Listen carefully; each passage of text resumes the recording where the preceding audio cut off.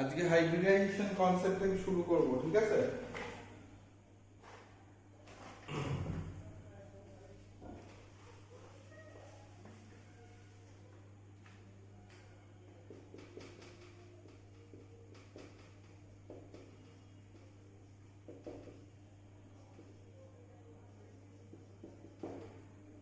Hybridization concept আগে একটুখানি লিখে নেয় খাতায়। Hybrids are the combination of two different species or two different orbitals. Hybrids are the combination of two different species or two different orbitals that may or may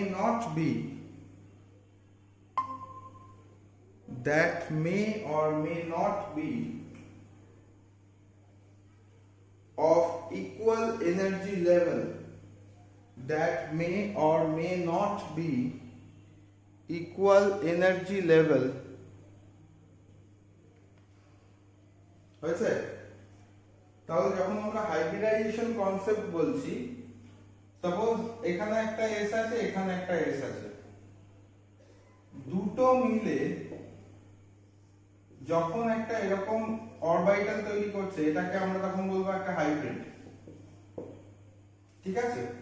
general hybridization কনসেপ্টের মধ্যে আমরা যেটা দেখি সেটা হচ্ছে কার্বনের হাইব্রিডস কিভাবে তৈরি হয়। কেমন? সাপোজ আমরা কি বলি, কার্বন মানে C6, কার্বনের ক্ষেত্রে 1s2 2s2 2p2 এই কনফিগারেশন থাকে, 1s2 2s2 and 2p2।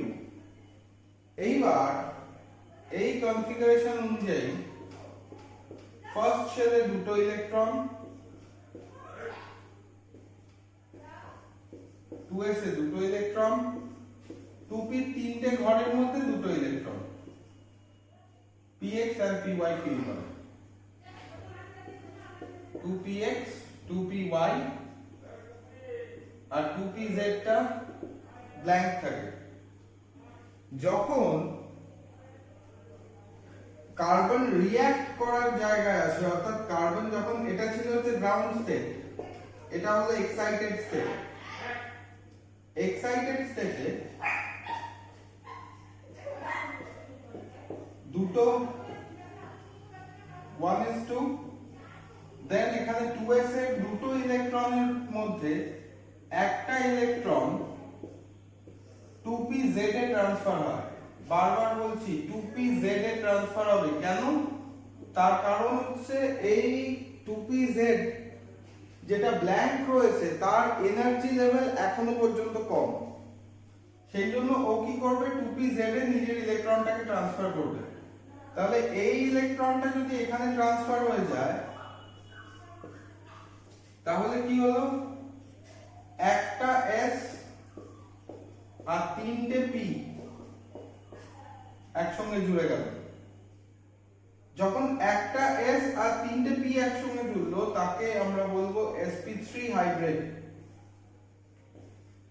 তার মানে কি, অরবিটালস গুলো প্রত্যেকটা একসঙ্গে জুড়ে গিয়ে একই রকম এনার্জি লেভেল দেখাবে। তাহলে হাইব্রিডাইজেশন কনসেপ্টে কি হলো, p and s দুটো আলাদা আলাদা টাইপের orbital, they combine together to form this particular orbit। এটা লিখে নাও বোর্ডেরটা দেখ। সৌমালি আছিস ক্লাসে? বন্ড থাকলে যেমন sp3 বলছি, যখন কম্পাউন্ডের ক্ষেত্রে ডাবল বন্ড থাকবে, এই ডাবল বন্ড থাকার জন্য সেটা sp2 হাইব্রিড হবে। ডাবল বন্ড হলে সেটা হবে sp2 হাইব্রিড। চোখ কান বুঝে পরীক্ষার সময় যদি এরকম কম্পোনেন্ট থাকে, ধর একটা কঠিন কিছু দিয়ে দিল, এরকম একটা স্ট্রাকচার দিয়ে দিল, দিয়ে এখান থেকে CH3 এই CH2 CH3 দিয়ে বা CH2Cl এরকম টাইপের কিছু একটা দিয়ে এরকম একটা স্ট্রাকচার দিয়ে দিল, এখানে অক্সিজেন দিয়ে দিল। এত কঠিন স্ট্রাকচার দেখে আমরা কি বলবো এটা কি হাইব্রিড? দেখবো এর মধ্যে কোনো ডাবল বন্ড আছে কিনা। যদি দেখি যে ডাবল বন্ডের প্রেজেন্ট আছে, তাহলে আমরা সঙ্গে সঙ্গে বলবো এটা sp2 হাইব্রিড। ঠিক আছে, কেন হয় সেটা আমি আসছি। নেক্সট, যদি কোনো কম্পাউন্ডে ট্রিপল বন্ড থাকে, যেমন ইন কেস অফ অ্যাসিটিলিন যদি ট্রিপল বন্ড হয়, ট্রিপল বন্ড হলে তাহলে তার হাইব্রিডাইজেশন হবে sp, শুধু একটা s অরবিটাল একটা p অরবিটাল থাকবে। এতদূর লেখো ফটাফট।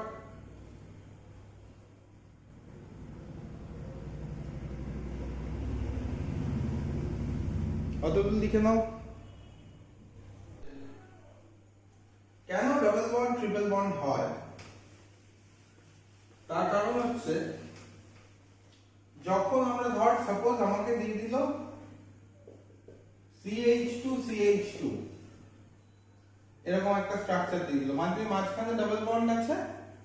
আমরা জানি sp2 হাইব্রিড কিভাবে হয়। প্রত্যেকটা কার্বনের ক্ষেত্রে আমরা C6 কন্ডিশন দেখি। এই কার্বনের ক্ষেত্রে কি হয়, 1s2 2s2 2p2 এক্সাইটেড স্টেটে, যখন এক্সাইটেড থাকে, এক্সাইটেড স্টেট, তখন এর ক্ষেত্রে 2s and 2p, আমি কি বলেছি নরমালি দুটো করে ইলেকট্রন এরকম ভাবে প্রেজেন্ট থাকে। যদি দুটো কার্বন নিই, যখন মলিকিউল ফর্ম হবে তখন তো দুটো কার্বন হবে, একটা এই কার্বন একটা এই কার্বন। সেখানে কি হলো, sp3 তে প্রত্যেকটা একটা করে ইলেকট্রন আছে, কিন্তু এখানে কি হলো, ফার্স্ট এই দুটো ss এই জায়গাতে একটা বন্ড ফর্ম করবে, সেখানে হচ্ছে সেটা ইয়েতে থাকতে পারে সিঙ্গেল বন্ড, মানে কার্বন কার্বন এই বন্ডটা ফর্ম হলো। নাম্বার 2, যদি আমি দেখি কার্বন কার্বন আরেকটা পাই বন্ড ফর্ম করবে। নেক্সট কন্ডিশনে যদি আমরা দেখি এই পার্টিকুলার জায়গাতে এখানে এর ক্ষেত্রে হাইড্রোজেন আসবে, এর ক্ষেত্রে হাইড্রোজেন আসবে, এইবার একটা কন্ডিশন তৈরি হলো। এই বন্ডটা আগে থেকে তৈরি হয় না, কারণ s এর অরবিটালটা যেহেতু ভেতরে থাকে কার্বনের, it don't take part in bond participation। এরা বন্ড পার্টিসিপেশনের জায়গায় যায় না। বন্ড পার্টিসিপেশনের জায়গায় কার্বনের ক্ষেত্রে শুধু p-টার প্রেজেন্সটা দেখা যায়। মানে কি, এরা কি করলো, কার্বন প্রথমে হেড টু হেড কলিশনে এটা তৈরি করে ফেললো।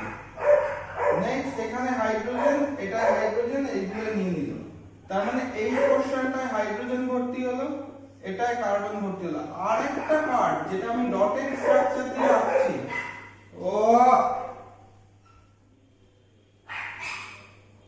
আরেকটা পার্ট যেটা আছে সেখানে এইটা আনহাইব্রিডাইজড কন্ডিশনে থাকবে। একটা ইলেকট্রন আনহাইব্রিডাইজড কন্ডিশনে থাকবে, যেটা কারোর সঙ্গে কোনো পার্ট নেবে না। এরা কি করবে, side by side partial collision করবে। they will form partial collision and they will form pi bond। এগুলো সবই সিগমা, কিন্তু যেটা সাইড বাই সাইড হচ্ছে আনহাইব্রিডাইজড কন্ডিশন, তারা কিন্তু পার্শিয়াল বন্ড ফর্ম করে পাই বন্ড তৈরি করবে। ক্লিয়ার? এতদূর বুঝতে পেরেছিস কি বললাম? প্রথম দুটো কন্ডিশনে হাইব্রিড থাকবে, লাস্টেরটায় গিয়ে আনহাইব্রিডাইজড কন্ডিশনে ওরা এরকম ভাবে প্রেজেন্ট থাকবে। ক্লিয়ার? সোমালি বুঝতে পেরেছিস কি বললাম? স্যার এটা আরেকবার বলবেন? সেই হিসাবে আমি বলতে পারবো। তাহলে এখানে দেখ তো হাইব্রিড কন্ডিশনে কি এসেছে, একটা s অরবিটাল আর দুটো p এসছে না, লাস্টেরটা তো আনহাইব্রিডাইজড। তাহলে আমরা আমরা একে বলতে পারি না sp2, তাই না? একটা s ইনভলভ হয়েছে আর দুটো p ইনভলভ হয়েছে, তাহলে একে আমরা বলতে পারি না sp2 ডাবল বন্ড ফর্ম হয়েছে যখন।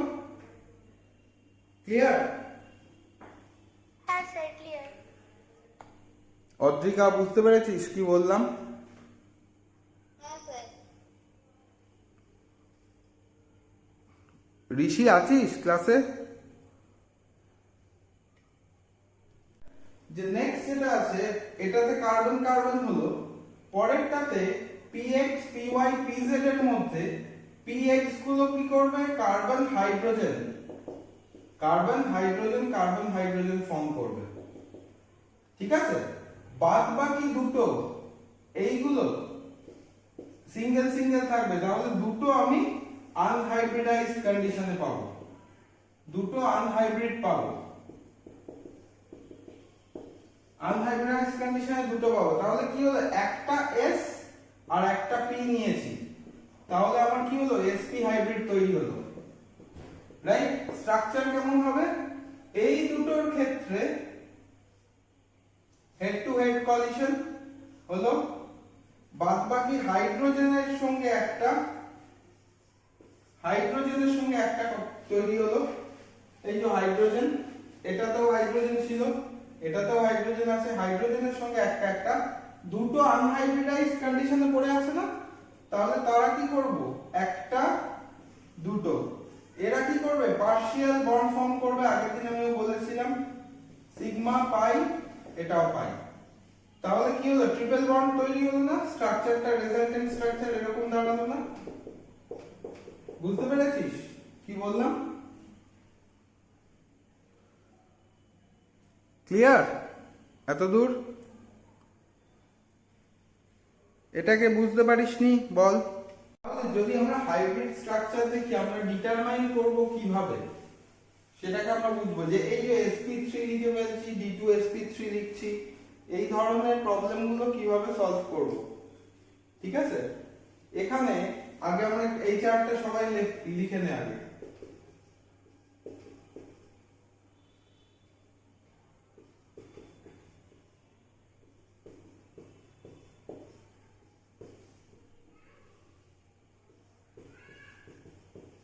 এগুলো হলো আমার হাইব্রিড।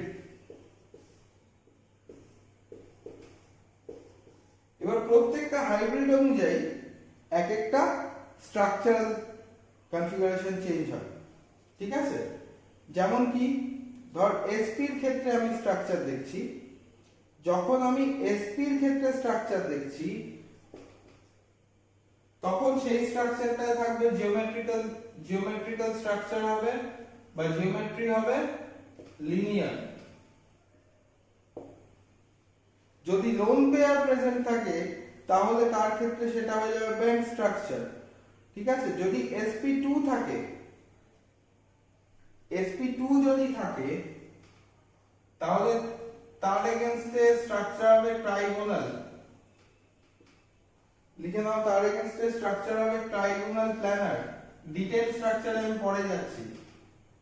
sp3 যখন থাকবে তখন স্ট্রাকচার হবে টেট্রাহেড্রাল। জিওমেট্রি টেট্রাহেড্রাল, মনে কর এর আগের ক্লাসে আঁকিয়েছিলাম। 4 নম্বর sp3 বলেছে একে আমরা বলবো ট্রাইগোনাল বাইপিরামিডাল, sp3d ট্রাইগোনাল বাইপিরামিডাল।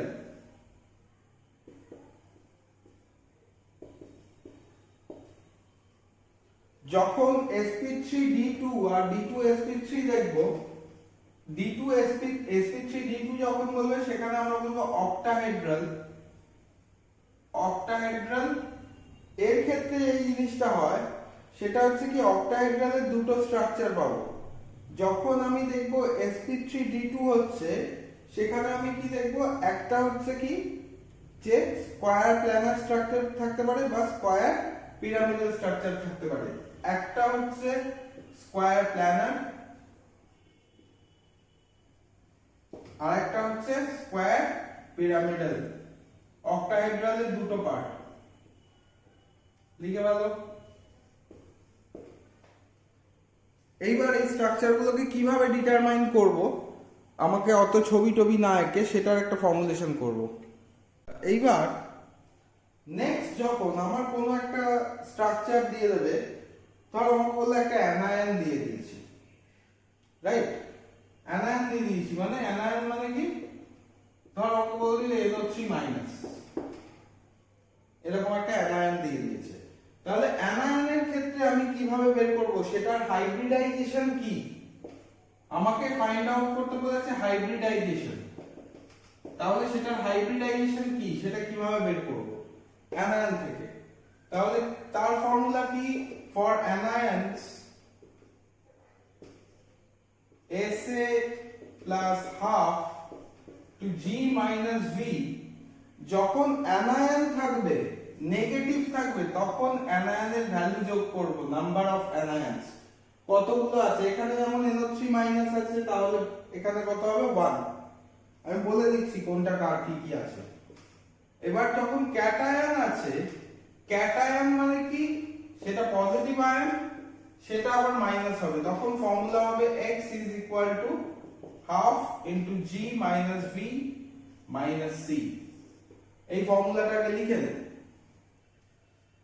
এইবার এখানে S এর কথার অর্থ কি, S এর মানে হচ্ছে surrounding atom, surrounding atoms of central atom, লিখে রাখো, surrounding atoms R group in central atom. মানে আমি যদি একটা কার্বনকে বলি, তাহলে কার্বনটা এখানে সেন্ট্রাল অ্যাটম, আমার চারিদিকে কটা ইয়ে রয়েছে, চারিদিকে কটা অ্যাটম রয়েছে, 4টে, তাই তো? তাহলে আমার সারাউন্ডিং অ্যাটম এস এর ভ্যালু তখন কত হবে, 4। ওকে, নাম্বার 2 আমি কি বলেছি, জি, জি এর ভ্যালু,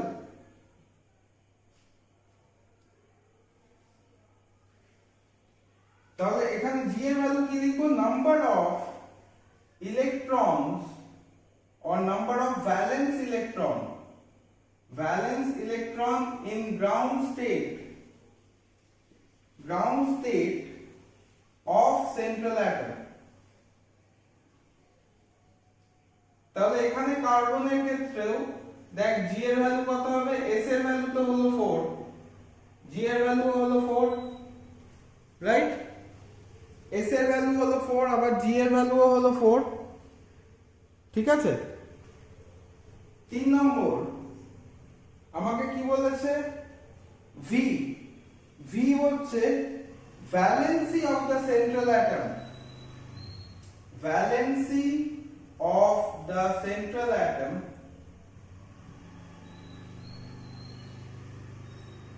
in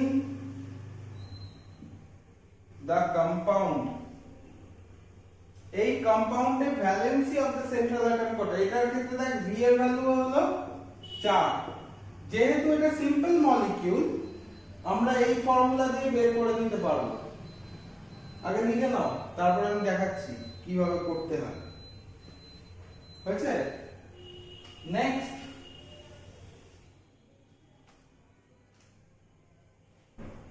যখন অ্যানায়ন থাকবে এর value,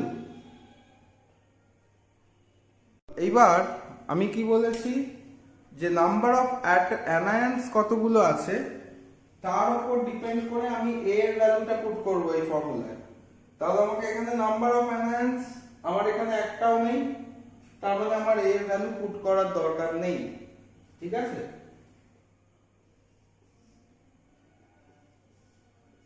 number 2, number of cations. যখন নাম্বার অফ ক্যাটায়ন্স নেব তখন -C, ক্যাটায়নটাকে এর থেকে টোটাল ভ্যালু থেকে মাইনাস করব।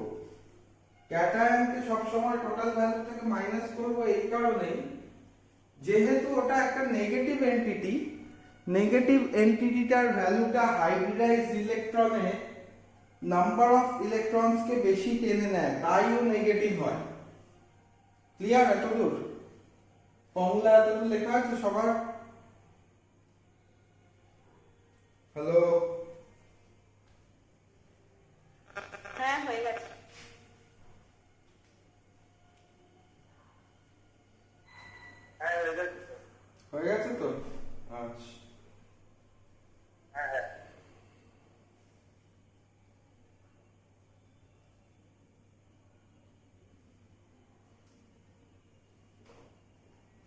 এইবার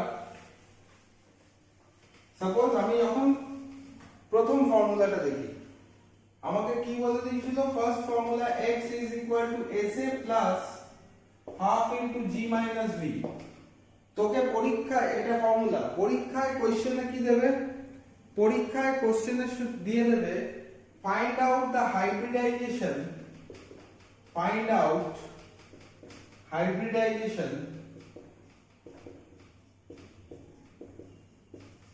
of CH4।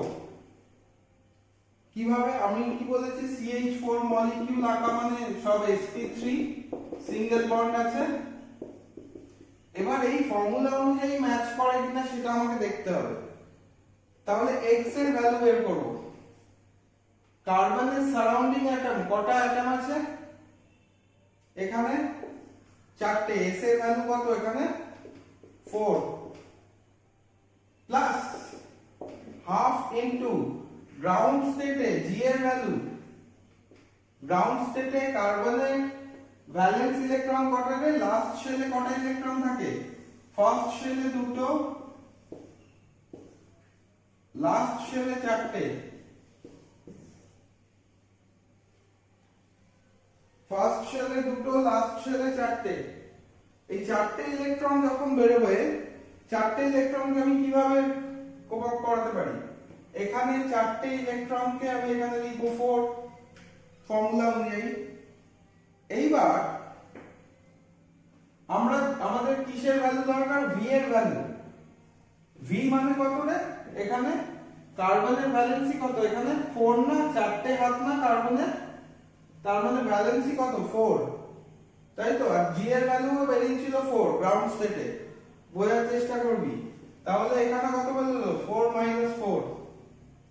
তাহলে x এর ভ্যালু কত বেরোলো? 4 plus half into 0, that is 4।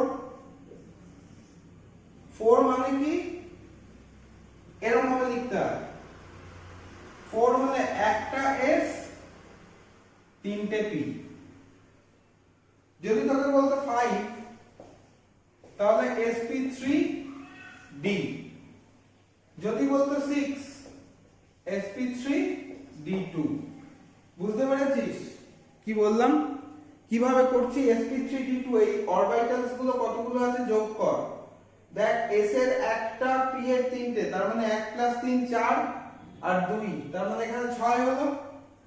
এখানে কত বেরিয়েছে? x এর ভ্যালু 4 তো, তাহলে একটা s অরবিটাল 3টে, একটা s অরবিটাল 3টে p অরবিটাল, তাই না? sp3 বেরিয়েছিল না? আমি ডাইরেক্ট লিখেছিলাম। তার মানে এই ফর্মুলা দিয়ে বের করা যায় হাইব্রিডাইজেশন। ঠিক আছে? বুঝতে পেরেছিস কি বললাম? যখন আমি SF6 মলিকিউলটা দেখছি, সেই সময়টায় আমার এখানে কি তৈরি হবে?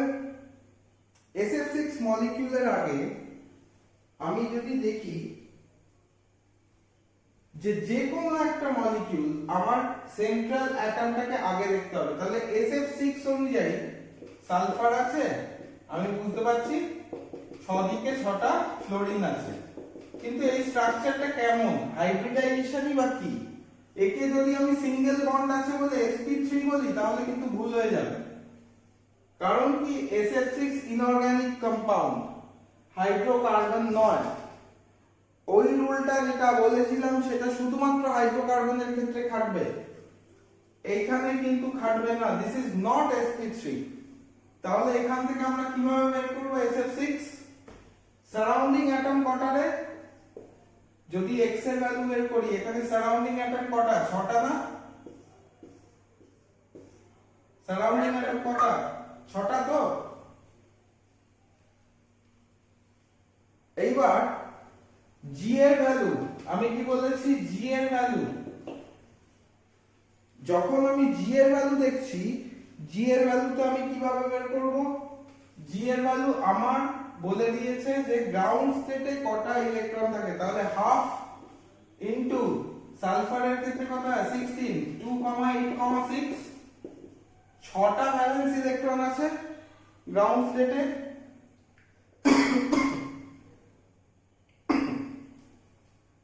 তাহলে আমরা কি গ্রাউন্ড স্টেটে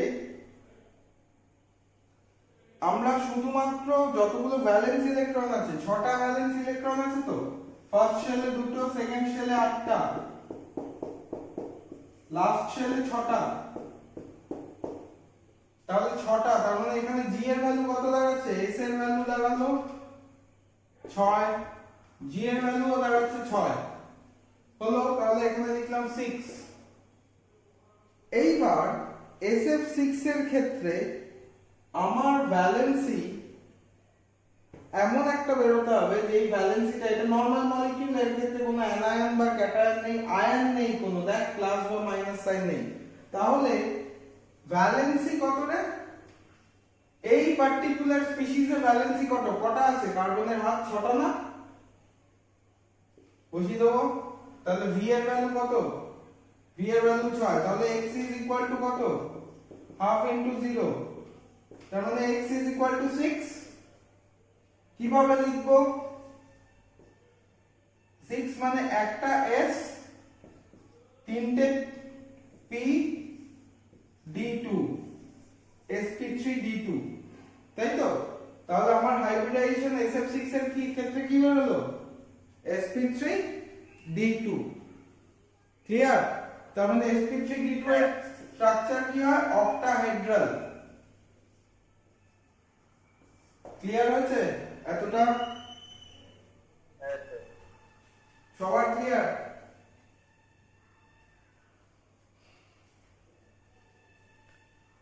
এক্সাম দেবে, শূন্য পাও, তাতে আমার কিছু যায় আসে না, কিন্তু পরিষ্কার কথা, যে এক্সাম অ্যাটেম্প্ট না করবে তাকে আমি ক্লাসে। এইবার একটা অ্যানায়নের করি, আমাদের জয়েন্টের যে প্রবলেমগুলো দেয় সেটা করবো। হ্যাঁ,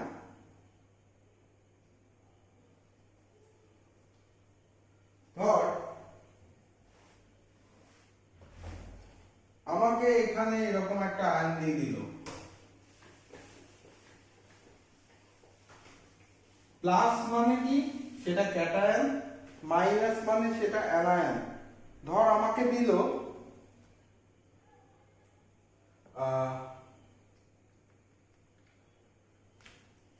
দিয়ে দিল SO4 2 মাইনাস,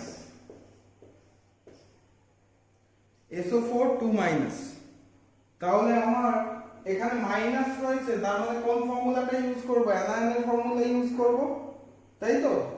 এ যেই ফর্মুলাটা ছিল সেটা ইউজ করব, মানে প্লাস করব, তখন আমার ফর্মুলা কি দাঁড়াবে? SA plus half is equal to G minus V plus 8, তাই তো?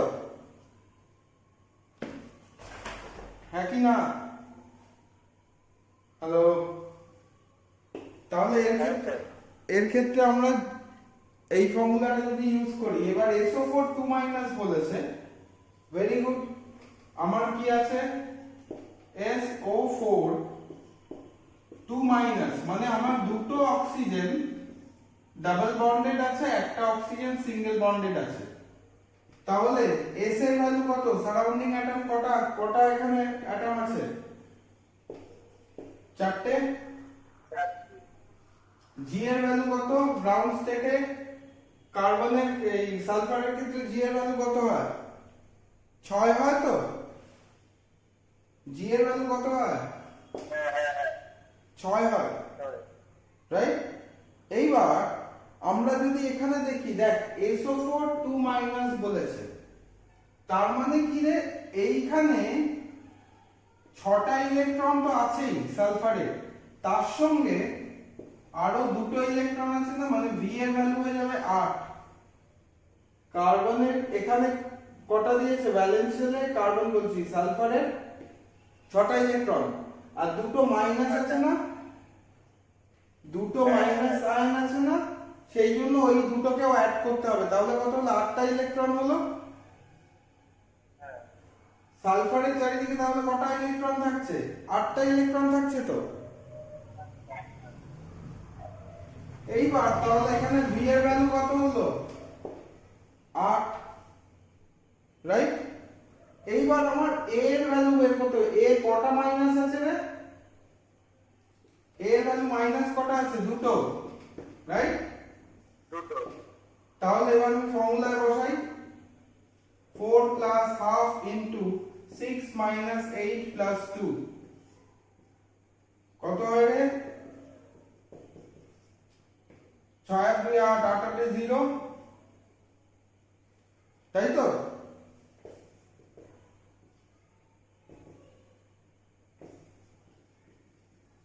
sp3 তার মানে SO4 2 মাইনাস আয়ন এটার ক্ষেত্রে হয়ে যাবে sp3 ক্লিয়ার এতদূর স্যার বল প্লাস বলে দিয়েছে তাহলে প্লাস সাইন আছে মানে ক্যাটায়ন আছে তাহলে আমি কোন ফর্মুলা ইউজ করব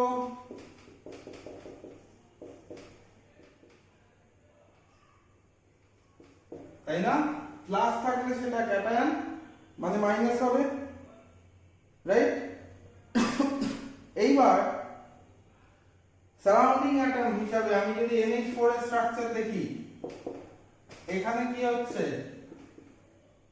হাইড্রোজেন একটাকে নিচের দিকে টানবে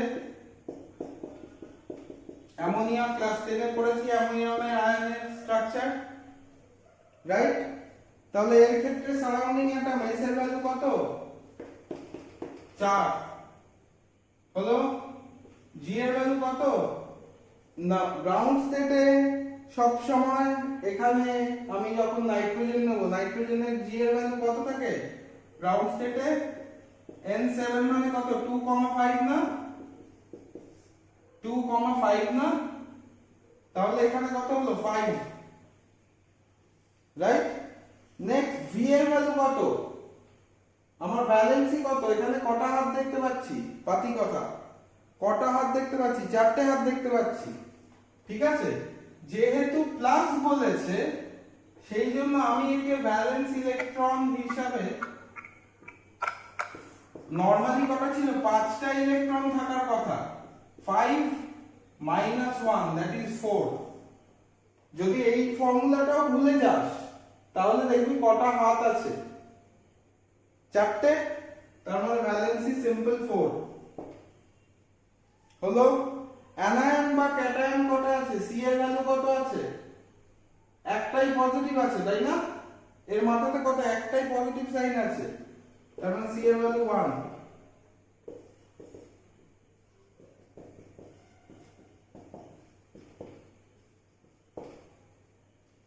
হলো বেরোলো কত বেরোচ্ছে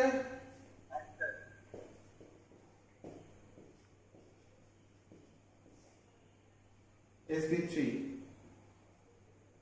হয়েছে তার মানে স্ট্রাকচার কি হবে স্ট্রাকচারটার নামটা লিখতে হয় টেট্রাহেড্রাল ক্লিয়ার সবার এটা হ্যালো ক্লিয়ার সবার হ্যাঁ ক্লিয়ার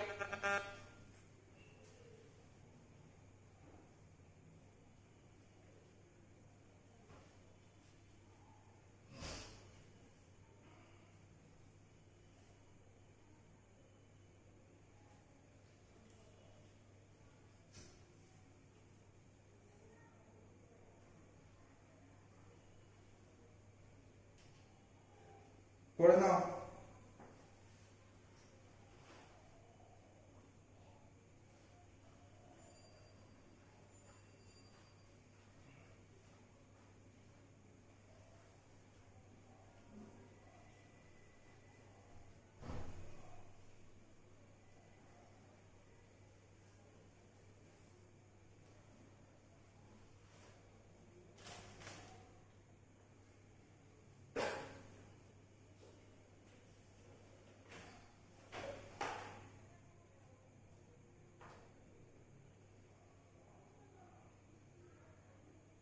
হয়ে গেলে বলবে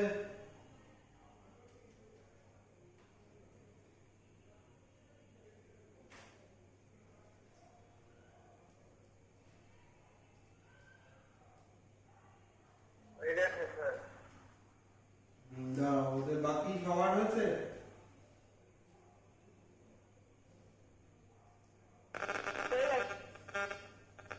সৌমালি অদ্রিকা হয়েছে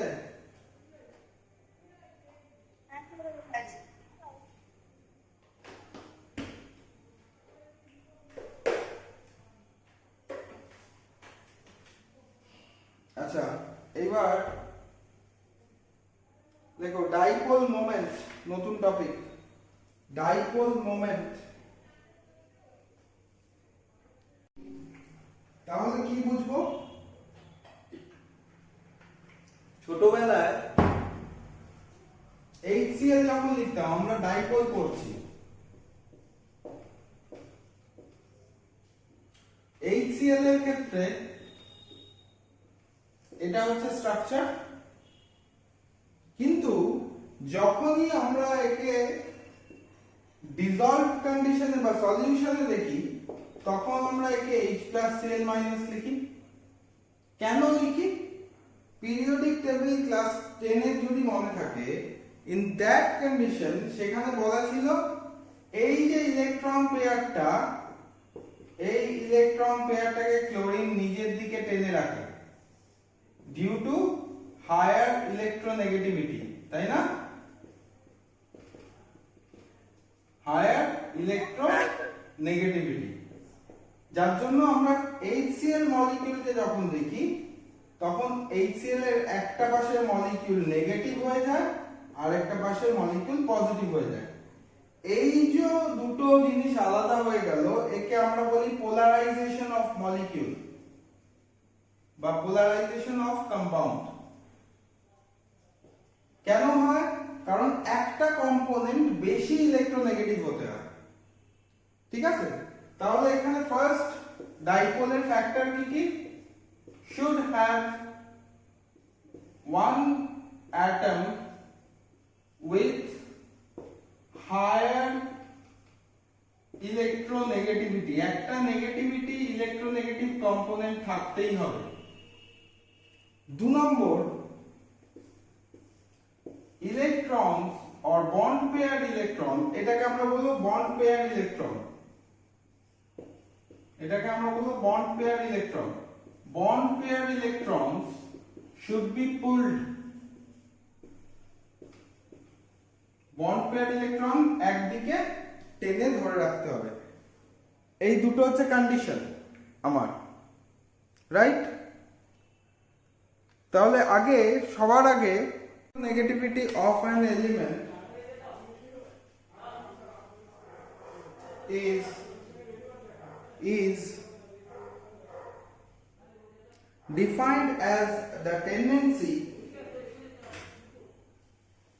is defined as the tendency to pull the bond pair electron towards itself. To pull the bond pair electrons, it is the tendency to pull the bond pair electron towards itself. Sir, what is defined as the? Is defined as the ability to pull the bond pair electron towards itself. হয়েছে? In a particular molecule. In a particular molecule. লেখা আছে?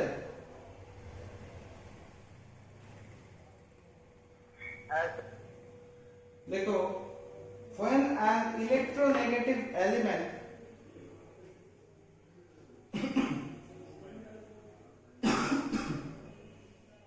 forms a molecule,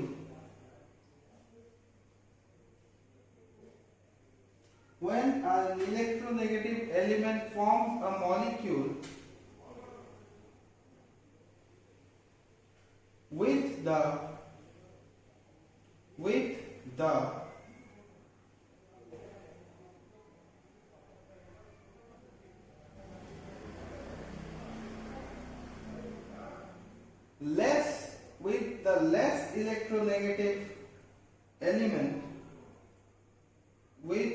less electronegative element,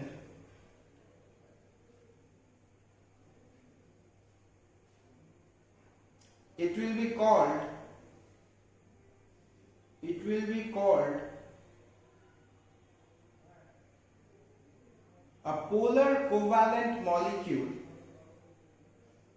It will be called a polar covalent molecule.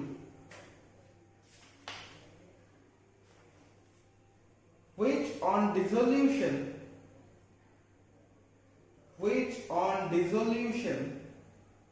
Sir, called?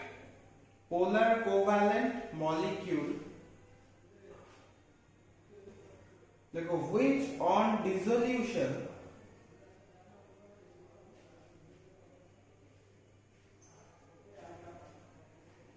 result in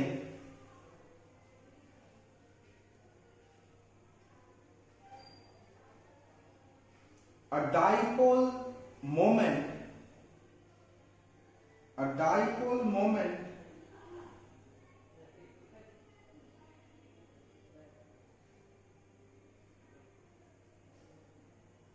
in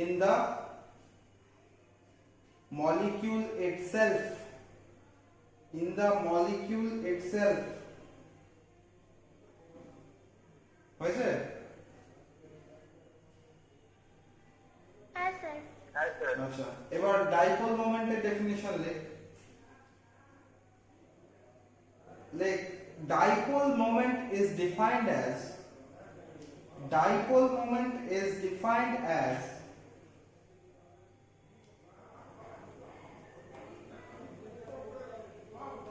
the product of the magnitude of charge. Dipole moment is defined as the product of the magnitude of charge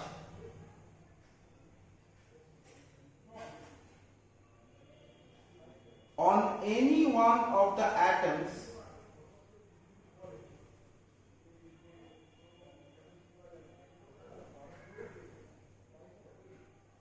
and distance between two atoms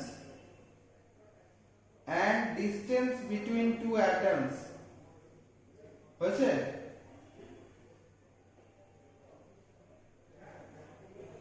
dipole মোমেন্টের একটা formulation আছে, ফর্মুলেশনটা লিখে নাও।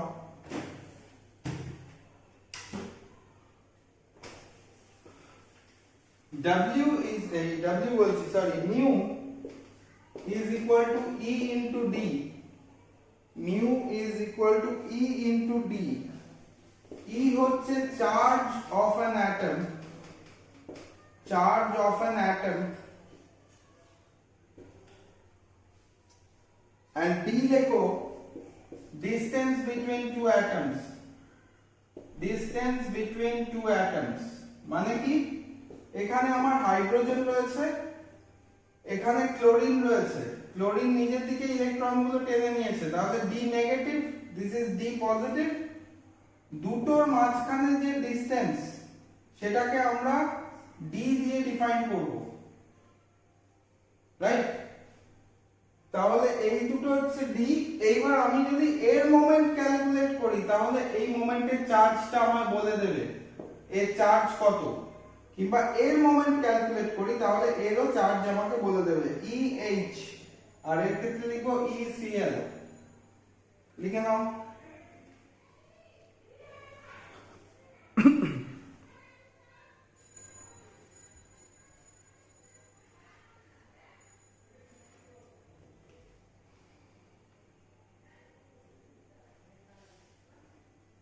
দেখো একটা ছোট্ট example লিখে রাখো। For example, if E has a value of 10 ESU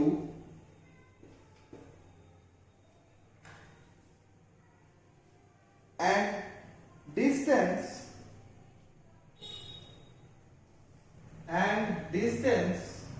D is 10 to the power minus 8 centimeter,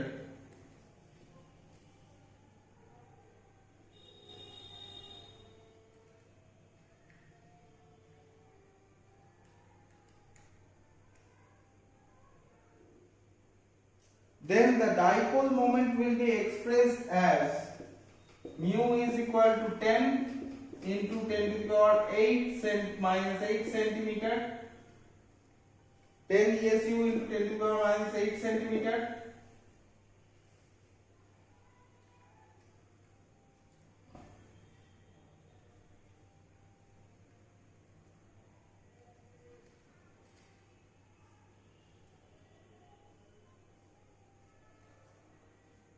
Haynes তাহলে এটা কি 10 মাল্টিপ্লাই করলে কত হবে 10 to the power 7 minus 7 ESU centimetre. এটাকে ESU সেন্টিমিটারকে আমরা বলি ডিবাই। তার মানে ডিবাই হচ্ছে ইউনিট অফ ডাইপোল। ডিবাই হলো ইউনিট অফ ডাইপোল। লিখে নাও ডিবাই is unit of dipole.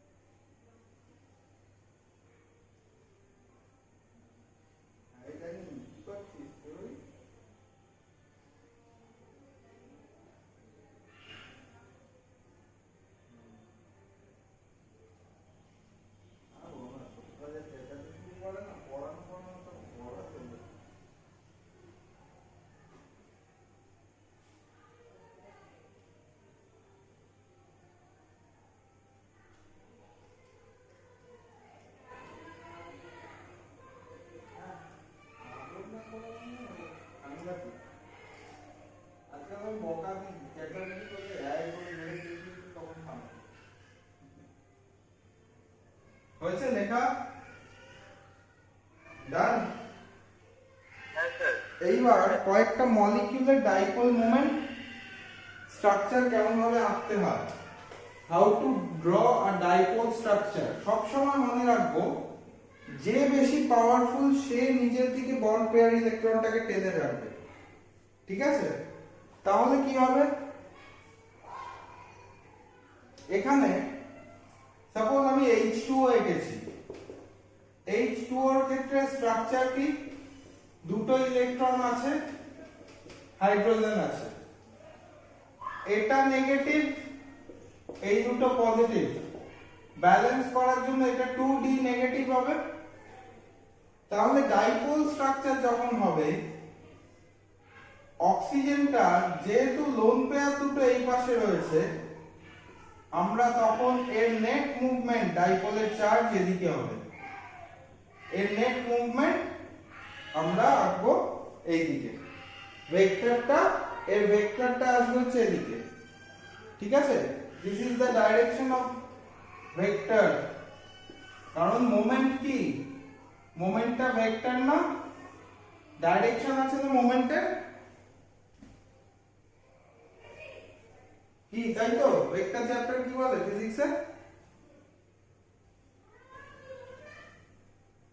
Next যদি BF3 দেখি স্ট্রাকচার, BF3 স্ট্রাকচারে বোরনের থেকে ফ্লোরিন গুলো বেশি পাওয়ারফুল, তখন তার ডাইপোল এরকম ভাবে আঁকতে হবে, এটা D নেগেটিভ, এটা D নেগেটিভ, এটা D নেগেটিভ, তাহলে এটা 3D পজিটিভ। তাহলে মুভমেন্ট কোন দিকে হবে, ইলেকট্রন গুলো মুভ করবে কোন দিকে, ফ্লোরিনের দিকে। এই যে ইলেকট্রনটা কোন দিকে যাবে, সেই ইলেকট্রন পেয়ারটা যেদিকে যাবে সেদিকটাকেই আমরা বলবো direction of moment. Clear? Hello, বোঝা গেছে? হ্যাঁ বল। হ্যাঁ, যেহেতু অক্সিজেনটা বেশি পাওয়ারফুল হাইড্রোজেনের থেকে, ও বন্ড পেয়ার, এখানে যে বন্ড পেয়ার ছিল সেটাকে এদিকে টেনে নিচ্ছে, আর এখানে যেহেতু ফ্লোরিনটা বোরনের থেকে বেশি পাওয়ারফুল, সেই জন্য এরকম ভাবে টেনে নিচ্ছে। ক্লিয়ার? আচ্ছা, এইবার যেটা নেক্সট আছে,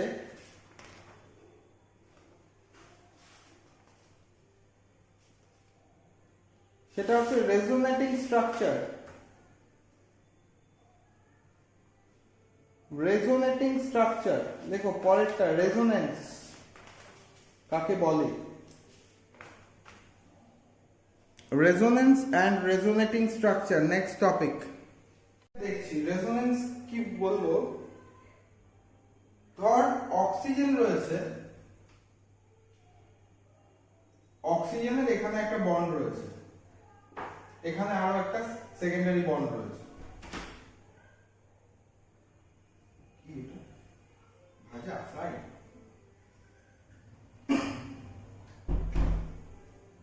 চলো, এবার সেকেন্ডারি একটা বন্ড রয়েছে। এখানে কি হলো, এই অক্সিজেনটা দুটো লোন পেয়ার আছে, একটা অক্সিজেনের সঙ্গে ডাবল বন্ড ফর্ম করেছে যখন, তখন এই অক্সিজেনগুলোর মধ্যে দুটো লোন পেয়ার আছে। এইটাতে অক্সিজেনের দুটো বন্ড ফর্মেশন হয়েছে। দেখ 8টা, সবকটা হিসাব দেখ, সব থেকে 8টা অ্যাপার্ট ফ্রম দিস ওয়ান। তাহলে এখানে এইটার লোন পেয়ারটাকে আমি সিঙ্গেল করে দেবো। তাহলে দুটো, 4টে, 6টা, 8টা। এটা হলো ওজোনের স্ট্রাকচার। এইবার এই স্ট্রাকচারটা এরকম ভাবে পড়ে থাকে না কখনোই। কি হয়, এখান থেকে একটা পেয়ার অফ ইলেকট্রন এখানে শিফট করে, যার ফলে এই অক্সিজেনটা যেটা সেন্ট্রাল 2 নম্বরে আছে, সে নিজের মলিকিউলটাকে স্টেবল করার জন্য এই বন্ডটাকে এই অক্সিজেনের দিকে ঠেলে দেয়। তাহলে একটা বন্ড মানে কি রে? দুটো ইলেকট্রন না? একটা বন্ড মানে কি দুটো ইলেকট্রন? তো এখানে এই দুটো ইলেকট্রন রইলো, তাহলে এখান জায়গাটায় কি হবে? এটা তখন ডাবল বন্ড হয়ে গেল। দেখ এরকম স্ট্রাকচার তৈরি করলো,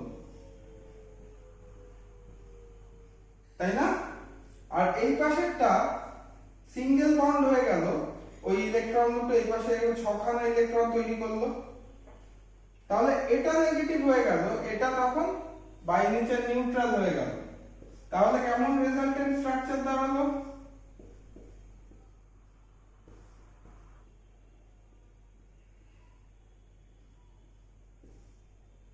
তাহলে এটা হয়ে গেল নেগেটিভ, এটা নরমাল, এটা হয়ে গেল ডিভয়েড অফ ইলেকট্রন, পজিটিভ। তাহলে কি একবার এই বন্ডটা ডাবল বন্ডটা এই অক্সিজেনে শিফট করছে, একবার এই অক্সিজেনে শিফট করছে। আবার নেক্সট টাইম কি হবে? নেক্সট টাইম এই ইলেকট্রনটা এখানে শিফট করবে, এটা এখানে শিফট করবে। তখন আমি আবার কি স্ট্রাকচার পাবো? তখন আমি আবার দেখব এটা স্টেপ 1 2 3। সেখানে আমি আবার দেখব এই স্ট্রাকচারটা সিঙ্গেল হয়ে এইখানে,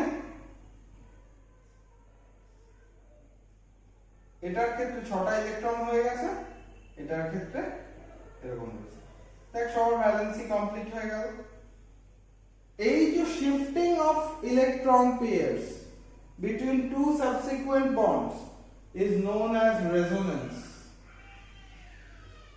to get a stable structure. এইবার মানে কি? এদিকে তাকা, এই বন্ডটা একবার এদিকে আসছে, একবার এদিকে যাচ্ছে, এদিকে আসছে, এদিকে যাচ্ছে। এইটা কতবার হয় জানিস? 1 সেকেন্ডে 10 লাখ বার হয়। 10 লাখ বলছি, সরি 10 মিলিয়ন টাইমস হয়। 10 মিলিয়ন মানে কত?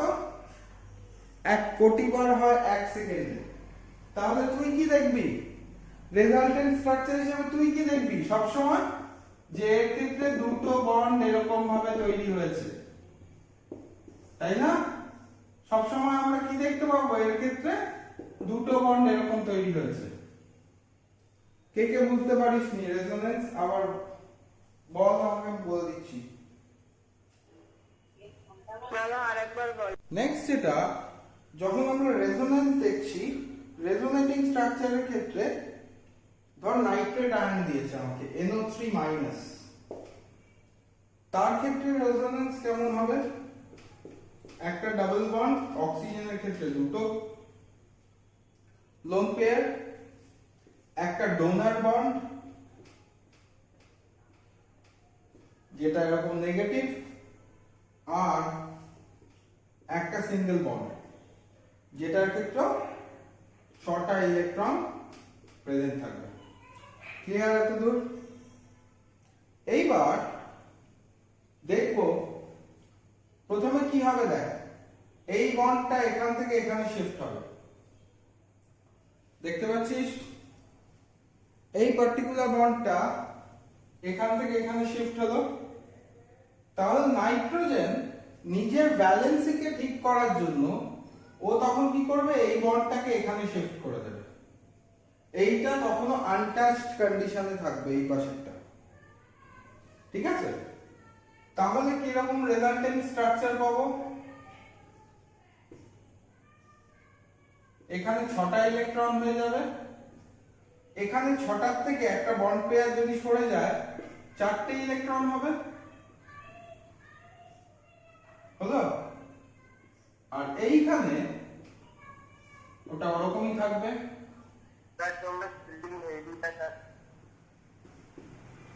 হ্যাঁ,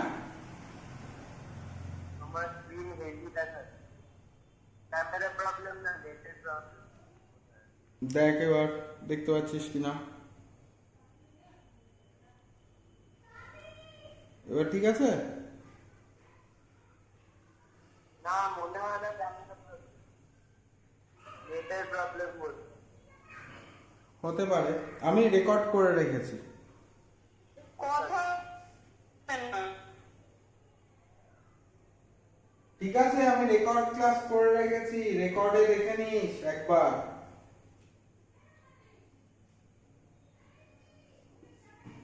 নেক্সট যেটা আছে,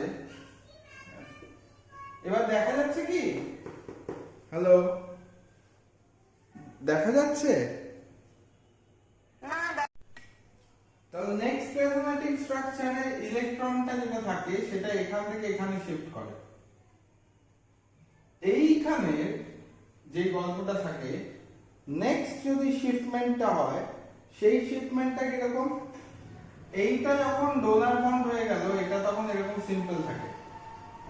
নেক্সট আবার এই বন্ডটা এখানে ঘুরলে তখন সেই ইলেকট্রনটা এখানে চলে আসে, ওই স্ট্রাকচারটাকে ঠিকঠাক করে ব্যালেন্স করার জন্য। এটা নেগেটিভ হয়ে গেল, তার মানে কি দাঁড়াচ্ছে? n ইলেকট্রনের এখানে ডাবল বন্ড, এখানে ইলেকট্রনের সিঙ্গেল বন্ড,